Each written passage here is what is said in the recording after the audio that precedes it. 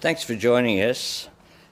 The anti-Semitic terrorist attack on the 14th of December has shocked the nation.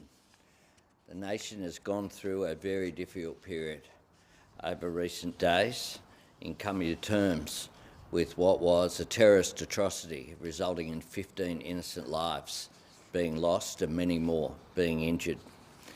As we approach Christmas Day tomorrow, we hope for a speedy recovery for everyone who remains dealing with the physical impact of what occurred. But also, of course, there is a real mental health issue that people are dealing with as well. At the worst of times, though, one of the things that I've said is that we see the best of the Australian character, and we saw that on that day. We saw it with those who lost their lives tackling the terrorists as they embarked from the car. We saw it with those in police and emergency services rushing to assist people. We saw it with the medical staff and professionals stopping having dinner and rushing to St Vincent's Hospital or Prince Alfred Hospital or other places to provide assistance. And we saw it in the days after as well, with people making extraordinary personal sacrifices in order to help their fellow Australians. Today I've written to the Governor-General requesting the creation of a special honours list in response to this horrific terrorist attack, for awards to be put in place as part of the Australian Honours and Awards system. This would recognise those individuals nominated and recommended for a bravery or a meritorious award in response to the Bondi terrorist attack. The attack did show us the worst of humanity: hatred, anti-Semitism, violence. It also showed us the best of humanity: extraordinary acts of bravery and courage, acts of kindness for fellow Australians. These special honours lists have been used previously to recognise individuals for other significant events like the Bali bombings and MH17, and these awards would be announced in 2026. Last night as well, I spoke with President Herzog of Israel. President Herzog and I have known each other for a long period of time, and it was an opportunity for the President to express his condolences to the victims here, but also to Australia as a nation. I've written to the Governor-General and asked for a formal invitation to be granted by the Governor-General, because head of state to head of state is the appropriate protocol for the President to visit Australia in early 2026 to honour and remember victims of the Bondi anti-Semitic terrorist attack, and to provide support for Jewish Australians and the Australian Jewish community at this time. Minister Gallagher. Thanks very much, PM, and I'd also like to send my thoughts and condolences to all those who are continuing to experience the trauma of the Bondi terror attack a week ago on Sunday. Today, the government has declared that the Jewish Community Foundation, associated with the Jewish Communal Appeal, will be declared as a community charity. This is part of our ongoing work to support community organisations that are helping the victims of the Bondi Beach terrorist attack and their families, and bringing the community together in such difficult times. The Jewish Communal Appeal has over 50 years of history raising and allocating funds for and to charities in New South Wales and the ACT, and the establishment of this, and we've declared this by legislative instrument, will further support their efforts to raise vital money for and provide direct assistance to those affected by the attacks. This application has been made. We have declared that by regulation, and this is one of the most important steps on the path to DGR status, which is deductible gift recipient status, which would be pending the ATO's endorsement, would be put in place as soon as possible. We are urgently doing the work to make sure this can happen so that people can provide those funds and that organisation can go on and continue to support their essential work in supporting those affected by the Bondi terror attacks. Happy to take questions. Prime Minister, do you plan to meet with President Herzog while he's in Australia? And on that phone call, post that, he talked about wanting all legal measures to combat anti-Semitism. Did he make any specific requests of what he wants to see your government do? No, we put out a very constructive discussion, as it always has been, with President Herzog. I've met him personally a number of times before, and I will certainly be welcoming him here and meeting with him when he is here. Prime Minister, would you invite, on a prime ministerial level, Prime Minister Benjamin Netanyahu to Australia? And given his comments about your leadership previously, what sort of response would you expect from him? I don't respond to those issues, and I don't think this is a time for any partisan politics. We've invited President Herzog, which is entirely appropriate for the head of state to visit. Have you had any conversations with Mr Netanyahu since the attack? No. Just with the award system, do you know exactly how many people, or how will that process work in determining who will... Look, we'll seek nominations. There is a system in place for our award systems, and for this special category will be granted. We wanted to make sure that people were appropriately recognised. So there will be a public process. It will be run at arm's length from the government by the awards secretariat that run these systems. I think that there will be a range of people nominated. I had a brief discussion with Premier Minns this morning. Obviously, New South Wales, I would hope, would be in a position as well of nominating particularly those people who were New South Wales police officers, for example, who raced to the scene and risked their own safety to help the safety of strangers. But also those people, I met people in the medical facilities, for example, who had rushed in, some as far as the Central Coast. I met a police officer at Bondi who had just got in his car and driven down from Newcastle. I met another police officer on Monday morning who had clearly worked all night. That's the sort of recognition that I want to see publicly recognised. That's not why people do it, but it's important that we as a nation celebrate our heroes and celebrate good deeds. One of the issues that's come out of the atrocity that occurred, that has come from the community, Rabbi Mendel and others who I've met with in his home, is the idea of a million mitzvahs. That is the idea that people do an act of kindness for each other in order to build that solidarity and sense of community. That's come from the Jewish community itself. And so recognition of people's good deeds is a good thing. It's not why people do it, but it's what our nation should do. Prime Minister, on Sure. gun reform, like in 1996, there's some rural MPs and some farm groups who are strongly opposed to the case for national changes or any changes for that matter. I'm wondering if, like John Howard, you will seek to work closely with the Nationals, and also will you visit rural constituencies to make the case for change?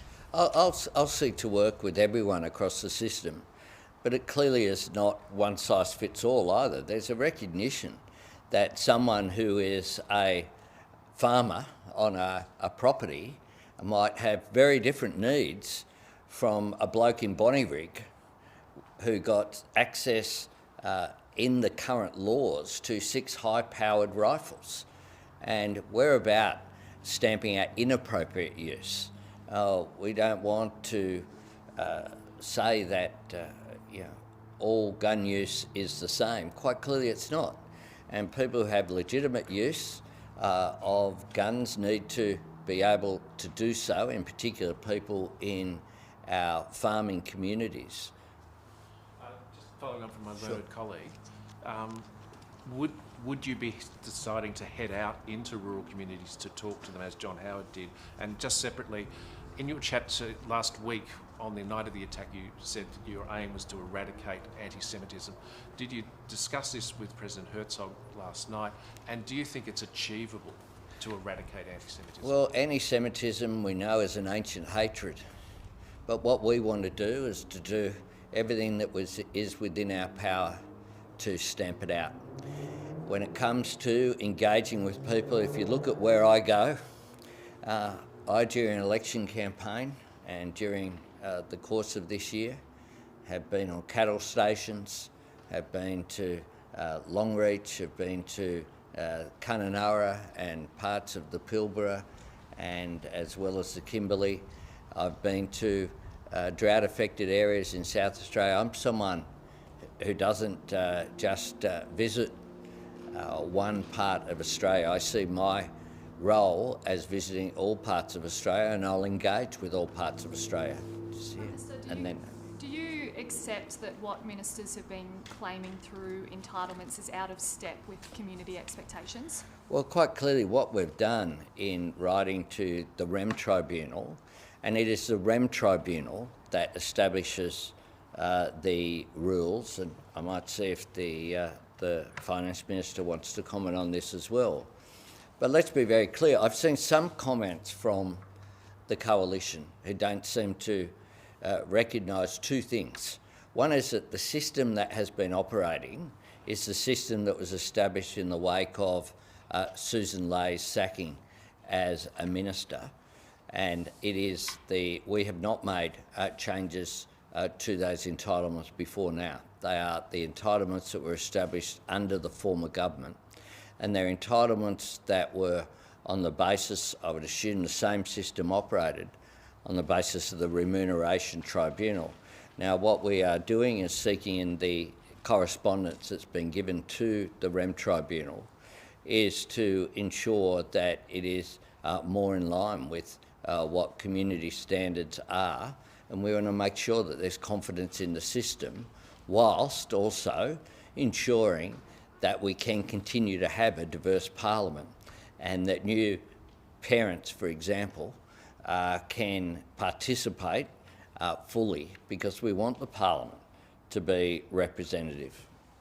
Minister? Thanks, PM. So the REM Tribunal has the ongoing responsibility to continue to look at entitlements for MPs and senators, and so it does that through its routine course of work. What we have done here is write to them and say, could you look at these three areas and consider that and come back with a determination. Now, they've agreed to do that, and they will do that in hopefully in January, in the early weeks of January. And that does look at the business or economy class for family reunion, and a couple of other areas in family reunion about attending events, and also Australia-wide family reunion travel. But as the PM said, we have a very, very different parliament. This parliament more than most. We have a number of younger MPs and senators, many of them with young children, babies to under school age to school age. And they are away from their families for long periods of time through the year.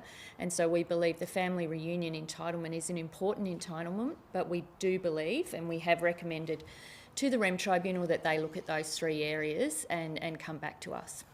Here and then here.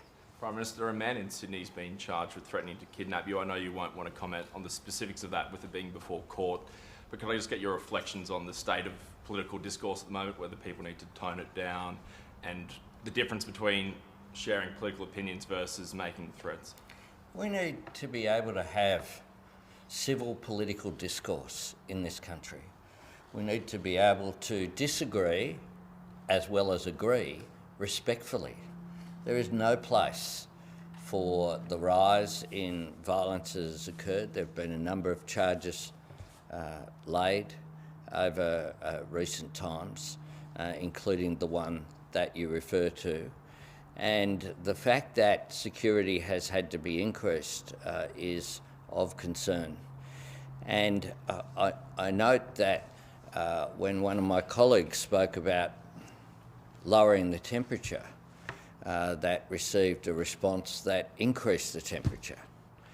You know, the Director General of ASIO has made this very clear publicly, that we need to lower the temperature of political debate. And there is a responsibility on both public office holders, a responsibility upon people in the media as well, to engage in a way that they would like to see themselves spoken about. And so I'm all for political engagement. I encourage people to engage, particularly young people, to engage in political discourse, because in a democracy, participation is an essential component. But it does need to be respectful, because otherwise you have issues that make it difficult to have that open debate which occurs. Last one. Thank you. Travel entitlements. Are you confident that the proposed changes go far enough to restore that community trust in the process? And will you assure the community that with these new changes that the rules are now fit for purpose and fair? Well, let's be very clear. The Remuneration Tribunal will make the recommendations to us. So they'll look at it. We have written to them. We don't make our own rules, and that is appropriate, that politicians don't set their own wages and conditions. And there was, as I said yesterday, there was some misreporting of that earlier on in the system. I'm certainly hopeful that the changes that have been forwarded to the REM Tribunal are about restoring confidence in the system. I understand that there was genuine community and legitimate concern about these issues, and that's why I asked informally first.